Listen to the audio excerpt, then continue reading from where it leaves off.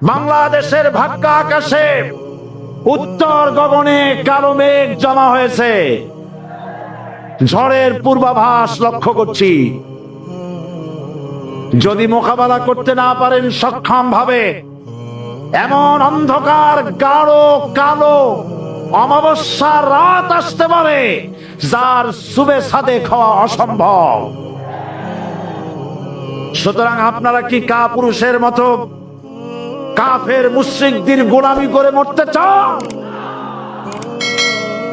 বিড়ালের মতো 500 বছর বেঁচে থাকার কোনো লাভ নাই। সিংহের মতো 1 ঘন্টা বাঁচতে চাই। আমাদেরকে বলা হয় সাম্প্রদায়িক উস্কানিমূলক কথা নাকি আমি বলি। পত্রপত্রিকা দিছে না তারা? সাম্প্রদায়িক উস্কানি কথা, সাম্প্রদায়িক উস্কানিমূলক কথা বলি। সেই জন্যই বোধহয় শত শত মুসলিম আমাদের কাছে এসে মুসলমান হয়। মানুষে আর বোকা বানানো যাবে না। যাবে কি? আর বোকা বানানো যাবে? তারপর বলছে কি? এরপরে বলছে, আমাকে বলছে রাজাকার। শুনে রাখো চট্টগ্রামের লক্ষ লক্ষ জনতা, পার্লামেন্টে যখন আমাকে এই কথা বলা হয়েছিল, আমার পার্লামেন্টের কলিগ জাফরুল্লাহ চৌধুরী সাহেব বসে আছেন এখানে, জাফরুল ইসলাম চৌধুরী বসে আছেন পাশে, প্রধানমন্ত্রী সুদ্ধা, অন্তত 3 শতাধিক পার্লামেন্টের সম্মানিত সদস্যরা সেদিন বসা। 1997 সনের বাজেট বক্তৃতা যখন আমি করতেছিলাম, ডক্টর কুদরতে খোদা, নাম রাখছে কুদরতে খোদা, আসলে গজবে খোদা। এ লোকটি নাস্তিক, ইসলামের চূড়ান্ত দুশমন। তার প্রণীত শিক্ষা ব্যবস্থার যখন সমালোচনা করছিলাম, ট্রেজারি বেঞ্চ থেকে আমাকে বলা হলো রাজাকার। আমি আমার সমস্ত শক্তি একত্রিত করে বলেছিলাম, শুধুমাত্র হিন্দুস্তানের রাজাকারেরাই আমাকে রাজাকার বলতে পারে। আমি বলেছিলাম 1973 সন পর্যন্ত আমি বাংলাদেশের কোন রাজনৈতিক দলের নেতা এবং কর্মী ছিলাম না। আমি রাজাকার নই। আমাকে রাজাকার বলে যদি তাকেও প্রমাণ করতে না পারে, 10 কোটি টাকার মানহানি মামলা দায়ের করব। আমার এই বক্তব্য সারা দুনিয়া শুনেছে। পার্লামেন্টে আমার এই বক্তব্য রেকর্ড হয়ে আছে। সেদিন 3 শতাধিক পার্লামেন্ট মেম্বারের কেউ আমার চ্যালেঞ্জ গ্রহণ করেন নাই। যে কোনো ব্যক্তি পার্লামেন্টে গিয়ে আমার বক্তৃতা দেখে আসতে পারেন। এরপরে 1997 সনের 7ই অক্টোবর দৈনিক জনকণ্ঠ পত্রিকা যখন আমার বিরুদ্ধে লিখলো, সেই পত্রিকায় সাইদির ওপেন চ্যালেঞ্জ 8ম পাতা, 1997 7ই অক্টোবর, এত বড় 2 কলমে হেডিং। সেখানে আমি বলেছি, বাংলাদেশের সকল সাংবাদিক, গোয়েন্দা বিভাগ, বাংলাদেশের সকল বুদ্ধিজীবীকে আমি আমার পিরোজপুরে আমন্ত্রণ করছি। আমার উপস্থিতিতে যদি কেউ প্রমাণ করতে পারে বাংলাদেশের স্বাধীনতা যুদ্ধের বিরুদ্ধে আমার কোনো ভূমিকা ছিল, সজ্ঞানে স্বেচ্ছায় জাতীয় সংসদের সদস্য পদ থেকে পদত্যাগ করব। 3 বছর পার হয়ে গেছে, আজ পর্যন্ত কেউ এই চ্যালেঞ্জের মোকাবেলা করে নাই। সুতরাং আমাকে যারা রাজাকার বলবে, তারা পিতৃ পরিচয়হীন অবৈধ সন্তান। 1971 সনের, শোনো মুসলমানেরা, 1971 সনের কোন কাদা সাইদির গায়ে লাগে নাই। আমাকে রাজাকার বলে জনগণ থেকে বিচ্ছিন্ন করবা।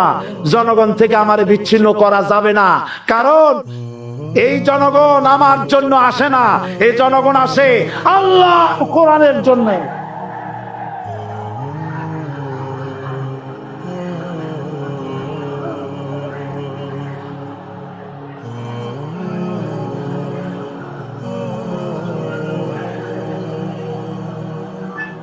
আজকে আর যারা ইসলামের কথা বলে তারাই রাজাকার, তারাই মৌলবাদী। মৌলবাদী বললে আমরা অসন্তুষ্ট হই না, কারণ মৌলবাদী শব্দটা আসছে মূল থেকে। মৌল শব্দ এসেছে মূল থেকে। মূলবাদী তার মানে যারা মূলে আছে। মূল হলো কোরআন, মূল হলো হাদিস, মূল হলেন আল্লাহ, মূল হলেন আল্লাহ রসুল। আমরা আছি মূলে। এখন বলেন তো মূলের শক্তি বেশি না আগার শক্তি বেশি? আমাদের যারা মৌলবাদী বলে ওরা হলো আগাবাদী। মূলে আছে কত কোটি? 12 কোটি। মূলে আছে কত কোটি? আর আমাদের যারা মৌলবাদী বলে ওই থাকো গাছের আগায়, আমরা মূলে। লাফালাফি বেশি করবা না। 12 কোটিতে গাছের গোড়া আসতে নানা দেবে, মামু বাড়ি দিল্লি গিয়ে পড়বা, বাংলার জমিনে জায়গা হবে না। এ কথা বিশ্বাস করো।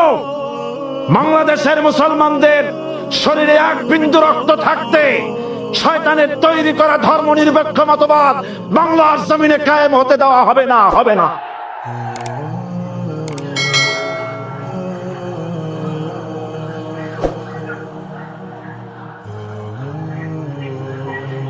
রাসূল করিম সাল্লাল্লাহু আলাইহি ওয়াসাল্লাম কোরআন প্রতিষ্ঠার জন্য আন্দোলন করেছিলেন।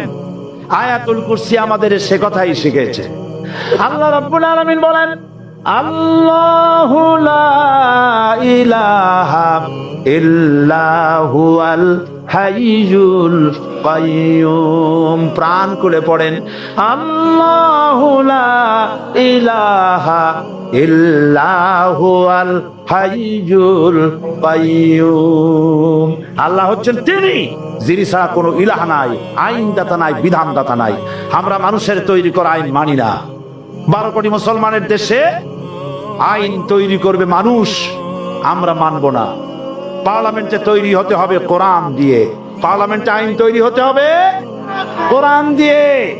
সুতরাং ভয় যতই পান আর যতই ষড়যন্ত্র করেন, 4 দল যখন একত্রিত হয়েছে, ঐক্যবদ্ধ থাকবে, সরকার ঐক্যবদ্ধভাবে গঠন হবে, নির্বাচন ঐক্যবদ্ধভাবে হবে এবং কোরআন হবে, আল কোরআনের পার্লামেন্ট হবে বাংলাদেশে।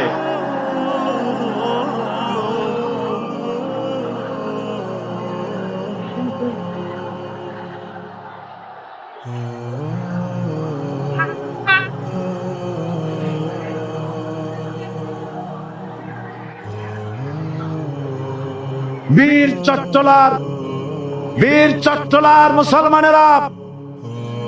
চট্টলার মুসলমানেরা স্বাধীনতার ঘোষণা, এই চট্টগ্রাম থেকে স্বাধীনতার মহান ঘোষক প্রেসিডেন্ট জিয়াউর রহমান সাহেব দিয়েছিলেন।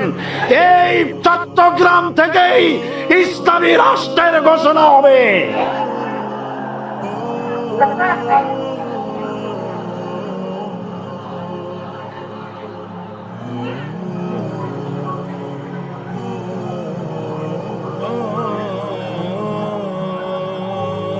আমি আশাবাদী আপনারা অবশ্যই তা পারবেন। আমি 100% বিশ্বাস করি ইনশাআল্লাহ। কারণ যে ষড়যন্ত্রের মোকাবেলা করে স্থানীয় রাজনৈতিক দলের নেতৃবৃন্দ কোরআনের মাহফিল সিনায় এনেছেন, আমি প্রথম দিনই বলেছি চট্টগ্রাম তাফসীরুল কোরআন মাহফিল কোন রাজনৈতিক দলের প্রতিনিধিত্ব করে না। এটা কোন জামাত শিবিরের একক সম্পদ নয়, এটা চট্টগ্রামের মুসলমানদের কলিজার টুকরা তাফসীরের মাহফিল। সুতরাং এই মাহফিল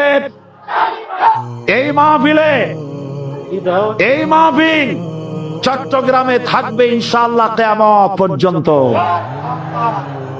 144 ধারা 288 হয়ে গেছে, ষড়যন্ত্র পায় পায় চলে গেছে। আমি ওই সব ছেলেদের বলি, সরকারি দলের ছাত্র হইয়া মুসলমানদের বিপক্ষে যাইও না।